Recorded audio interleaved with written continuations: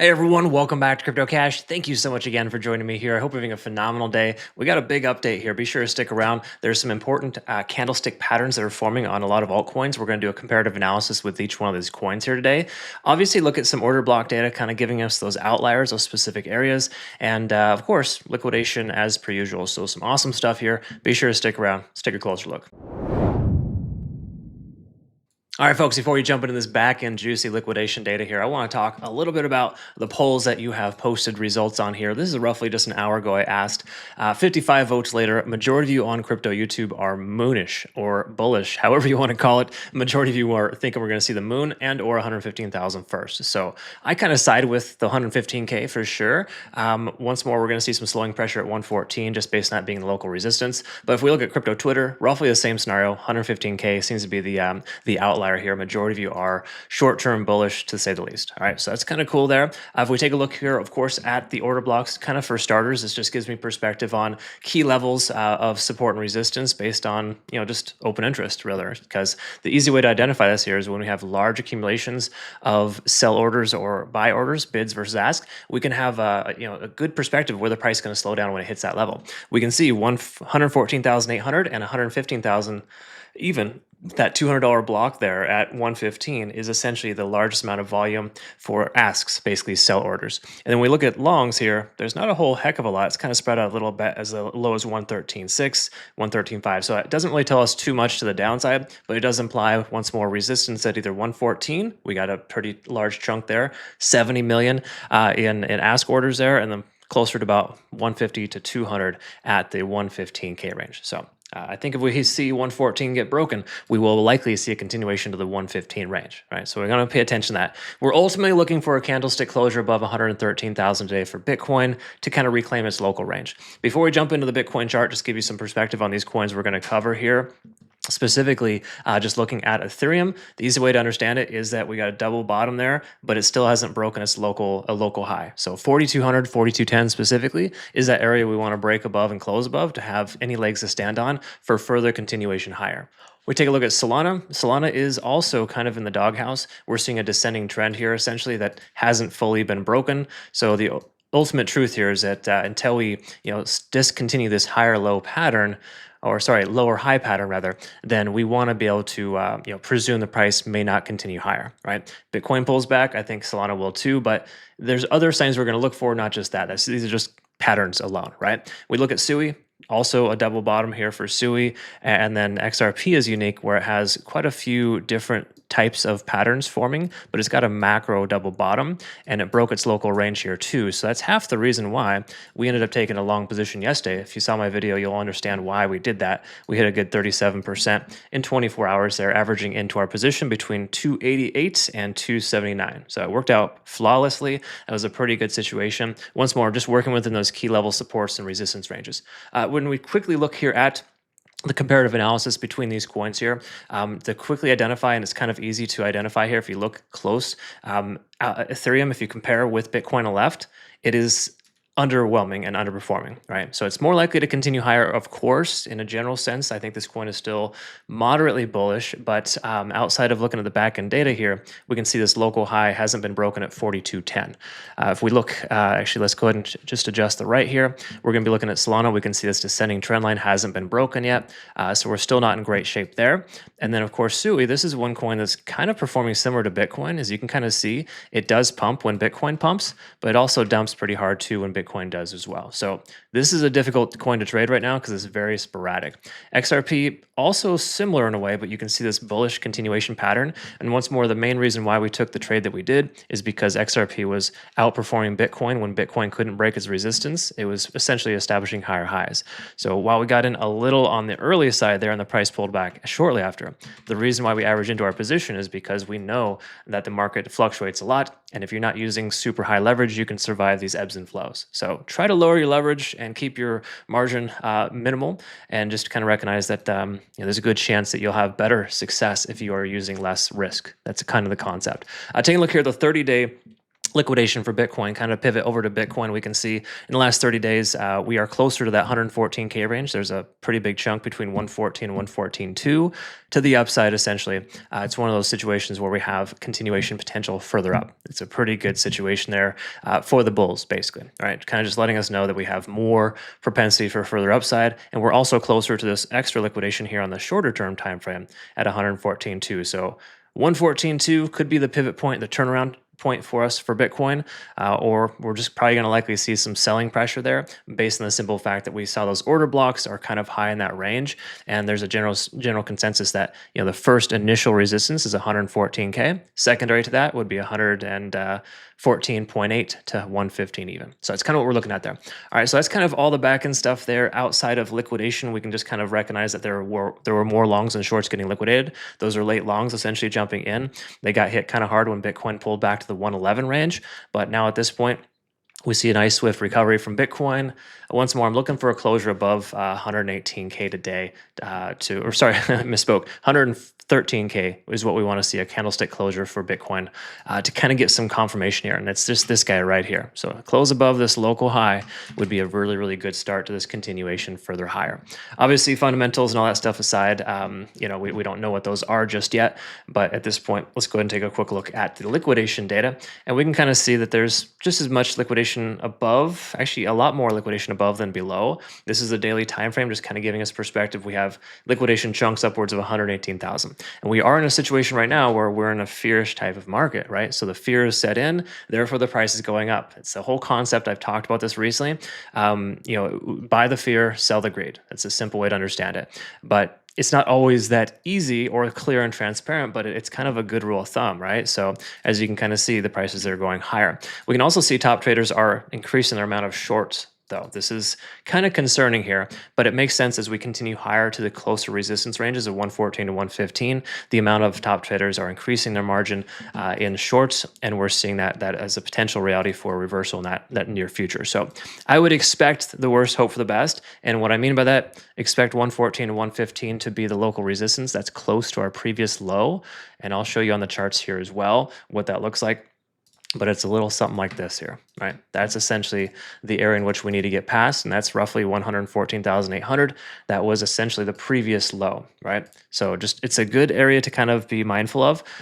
We're starting to see more whale activity as well. These are larger position sizes, $100,000 plus, essentially letting us know that the whales are pumping the price in a lot of ways, okay? And what do you know? They're buying these dips. That's essentially what's going on. They probably got in pretty heavy in the 111 to 112 range. So look at open interest on the right-hand side here for Bitcoin, kind of recognize two, 113 and 111 were those two solid areas of support below the price. So overall, we got this nice little solid support range. Until we break below 110, we can presume this local bottom. When we look at short liquidation delta, it's still high at 8 billion. So that's not awesome for the bulls, because it kind of tells us that there's more people shorting and therefore more selling pressure. But it also isn't awesome that there's this much liquidation for the shorts and that they're probably going to get hit pretty hard here soon, because as short liquidation piles up, market makers see that, they push the price action to those levels, so that way the price pumps up when there's a short squeeze, because the sellers are forced to essentially buy back at a higher price and lose essentially everything they bought in for, and the price shoots up a lot faster. Okay, so this is kind of market maker 101. Once more, buy the fear, sell the greed. That's the whole concept there. So at this point, take a look here at the daily time frame for Bitcoin. We want to just kind of understand we got some confluence in the 114 to 115K range. Outside of the 4-hour time frame that shows we have our local bottom at the 114 and some change, 114.8, we can see here that also at the low 114s, we've got two moving averages that kind of reinforce resistance, as well as 50 on the RSI here coming up. So we're going to need some extra volume to get through that. Ultimately, the amount of volume we're seeing right now isn't quite substantial enough, so we want to make sure that sustains. So it's either one or two things. We get a high volume pump to break through that resistance and we continue higher, or we continue to range between 113 and 114 over the next 24 hours, build that foundation of volume and continue up from there. That's essentially what the two things I like to look for. Exactly the reason why waiting for a daily candlestick closure above a specific level tells us if we're in good shape or better shape, because then we'd have a bullish engulfing engulfing candle here above the current price point. Okay, and that's extremely important. It tells us that the last 24 hours is stronger than the previous 24-hour period, right? So the bears are starting to lose control as the price continues lower. The dips are starting to get bought. Whale volume is high. These are all things that are positive contributing factors to further upside. But don't get it twisted here, folks. There's nothing like super amazing about the chart right now. We are breaking above the 20 and the 200-day SMA, which is nice. There's that area of confluence at 113,000. Once more reinforcing support of that level or resistance, depending on where we close. We haven't truly closed above 113K yet today.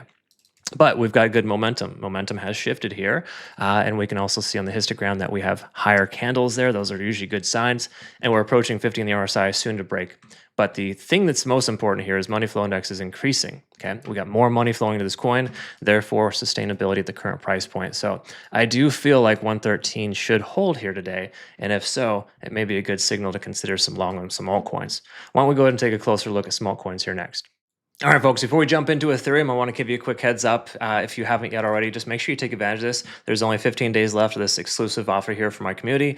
Awesome trading reward bonuses with a community prize pool, as well as a $10,000 airdrop here too. So it's all linked down below if you want or have questions and you want more details there. So let's take a look here at ETH first, kind of just jump into, well, the important stuff. And to me, obviously, that's the liquidation data as per usual. We can see some open interest resistances above the price action. So just keep in mind, 4300 and 4400 are those two heavy concentrations. So those are areas of open interest, therefore essentially reinforcing potential resistances at those ranges. So if you're considering a long to those levels, keep in mind we may see some slowing pressure once we hit those ranges. Okay. All that being said, taking a long right now isn't necessarily the smartest call. 14 billion in liquidation short delta versus longs. That's how many more? We have a 14-to-1 ratio essentially of shorts versus longs. It's a tremendous amount. All right. So it's not necessarily something you want to take a long into, at least with confidence. There might be some hidden, signs on the charts, which I think is kind of garbage if you're looking for hidden signs. But the truth is, these kind of things that we see here are generally not conducive to beneficial trading in the upward direction. I wouldn't be surprised we see 4,300 before we see anything lower. But on the same accord, there's not a ton of incentive here. We have a small chunk of liquidation at 4,250 and 4,350, that little range there. It's kind of sporadic and sparse rather, but for the most part, nothing super awesome on this chart here. Let's actually do our due diligence and make sure we double check the 1 month for ETH and just kind of understand kind of where we're at here, because the monthly does give us a little bit better perspective on larger time frames, or more so larger pockets. And we do have a chunk left between 3,900 and 4,000. So just be mindful. We start to creep down to the $4,000 range. An extra candle wick down makes perfect sense. But I think that's a little less likely. But if you look at the charts here and you look at our comparative analysis for Bitcoin, ETH is extremely underwhelming versus Bitcoin right now. So it's usually not a good, strong buy signal. But once more, bottom is tentatively in. And I'll emphasize that here in just a moment. So let's take a look at the daily time frame and just kind of see where we're at from a macro perspective. From our local fib extensions here to the downside, we have essentially pivoted off that $4,100 mark. That's that 1.272 fib level. That doesn't mean a whole heck of a lot, but if you look at the comparison here, you can see that that $4,100 mark is a highly coveted level. In other words, we've seen that area already tested in the past, and once more here again locally. So just to kind of reiterate and emphasize, that's a potential support for us. So we're in a way approaching a double bottom type of situation. Okay, so that's kind of a hypothetical, but we look at the daily time frame, we're below all moving averages. We lost 50 on the RSI. That this daily time frame is not going to look good for a while. That's a simple way to understand it. So generally construed as not really a good buy signal, right? That's the concept. The 4-hour time frame also below all moving averages. Money flow index is breaking above the RSI. That's really the only bullish type of confirming factor in smaller timeframes we can see here, minus the MACD convergence. So the truth is lower timeframes are looking pretty good on a lot of altcoins here today, because Bitcoin has successfully removed its head from its ass, at least for the moment, right? We've already identified that 113K or higher would give us some good confirmation. So all that being said, if you take along with ETH, just know it comes with inherent risks, because majority of the backend data is telling us we're going to go lower. But the shorter time frames do also confirm that if we break above this $4,200 mark, there may be a run to that $4,300 and $4,400 open interest range above the price. So that's kind of where we're at there. But if we zoom in here once more, we've got this local high that still hasn't been broken yet. Until we break above that, I would be a little apprehensive of taking a trade of this coin. So that's roughly where we're at there. So not fantastic for ETH, but it is what it is. Quick heads up to my traders. Make sure you take full advantage of this offer here from Bitunix. There's a significant deposit reward bonus as well as a $16,000 individual reward for just trading on the exchange. If you use my link to register in the past, you're automatically eligible. If you use my link to register now, you're eligible for all future trading bonuses and competitions. Check out the links down below for more information.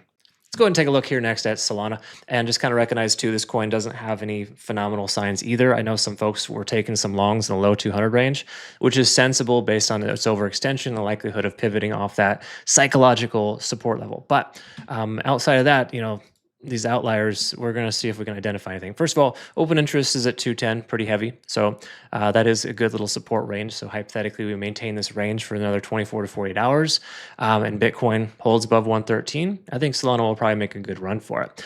But the truth is we still got 4 billion in short liquidation delta. That's not fantastic.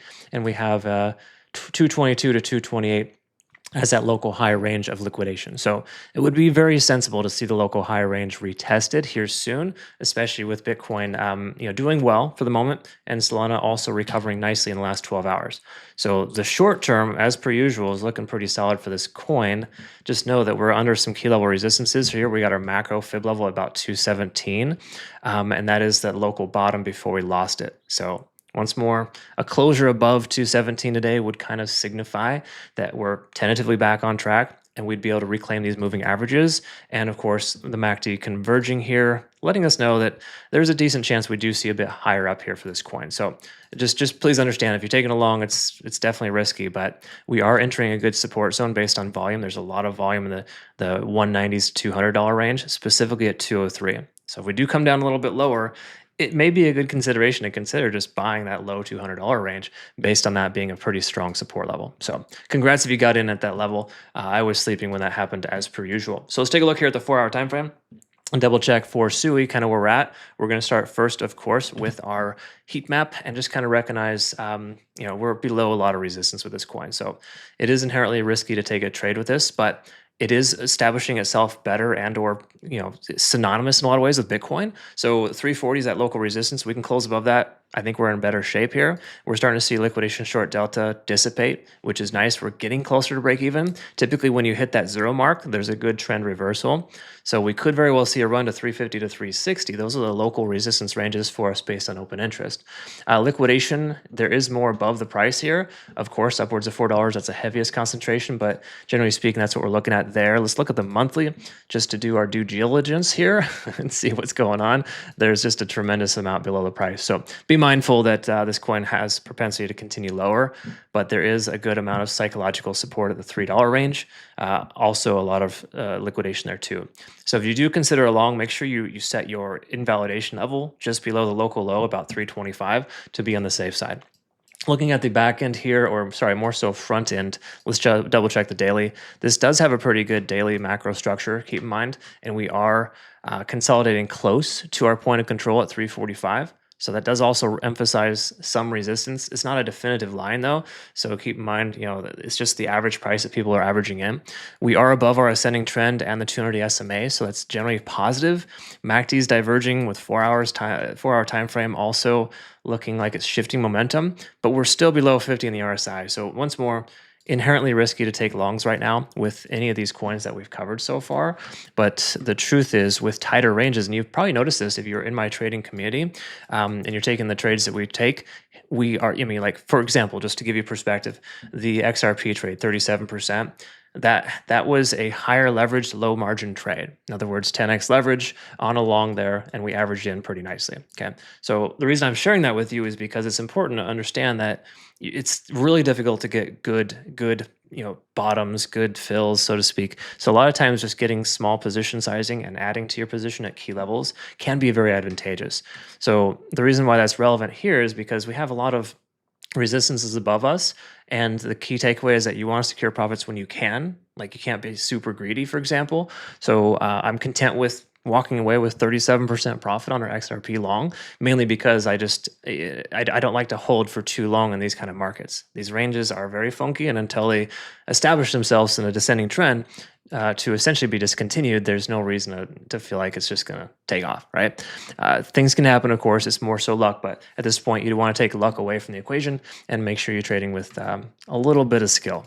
And I say a little bit because obviously everyone has different levels of what they like and what they don't. But the 4-hour time frame for SUI, in a nutshell, looks pretty decent. We haven't reclaimed 50 in the RSI, but once more, the money flow index is increasing, telling us we have that shift in momentum. Our liquidation short delta is dissipating. It's getting down to this break-even level, and those are all advantageous signs for long considerations on a short-term hold, right? I don't recommend taking a long to the metaphorical moon on this coin. I think tentatively I'm bullish, but on a very short time frame, mainly and only because it's broken its local high range. That's the key takeaway.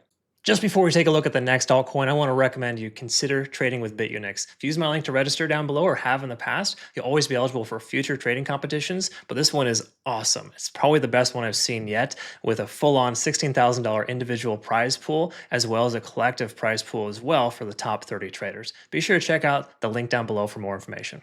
Moving on to XRP, let's quickly address this little beast in the room here. 295, nice, good looking coin here.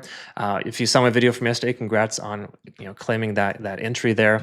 We got in at between 288 and 280. I think the average entry was 283, somewhere in that range.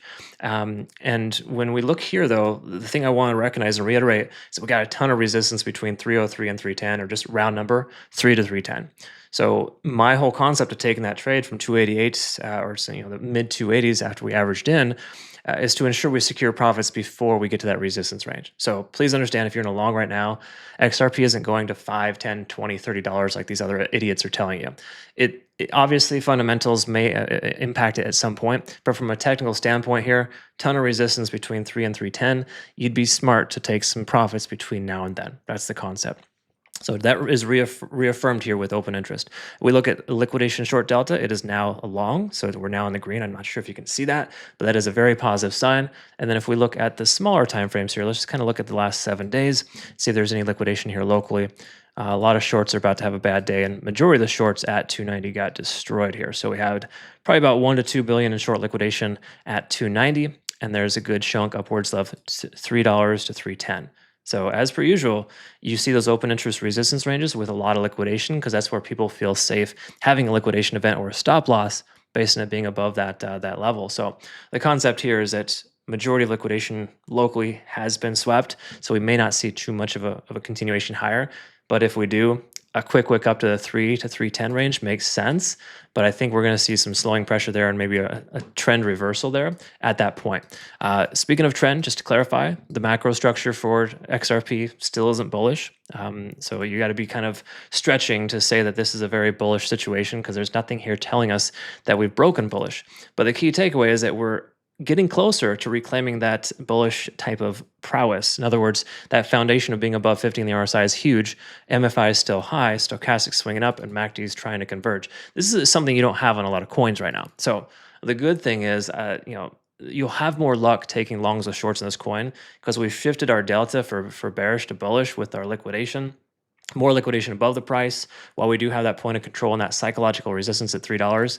I have a feeling we're going to punch into that or through it, at least with a quick wick up to that 305 to 310 mark. Okay, so I would just recommend securing some profits there. Hypothetically, it could continue higher, but we're more likely to see some resistance here, mainly because we haven't yet, at least in the last couple of months, we have failed to close above 310, 311. All right, that's just kind of that local resistance for us. So I'll update our playout charts, post that on social media here, of course, and make sure you have access to that. I do have a Discord, Telegram, TikTok, the whole 9 yards. Everything's all linked down below. Be sure you join us on those platforms, whichever one works best for you. And I want to say thank you again for always liking the videos, commenting below. The significant amount of support I received yesterday from kind of letting you know what's going on with my family was super. I'm super thankful for that. So really appreciate you all reaching out. That was very nice. I'll continue to send you some updates on how things are going, but I'm looking to rehome my dog with a best friend who is waiting for his roommate to give the approval. He's the homeowner there. So say some prayers for us. Really hoping that'll work out so I can still visit my best friend. All right. Hope you all have a good one. We'll see you in the next one. Take care of yourself out there. Bye-bye.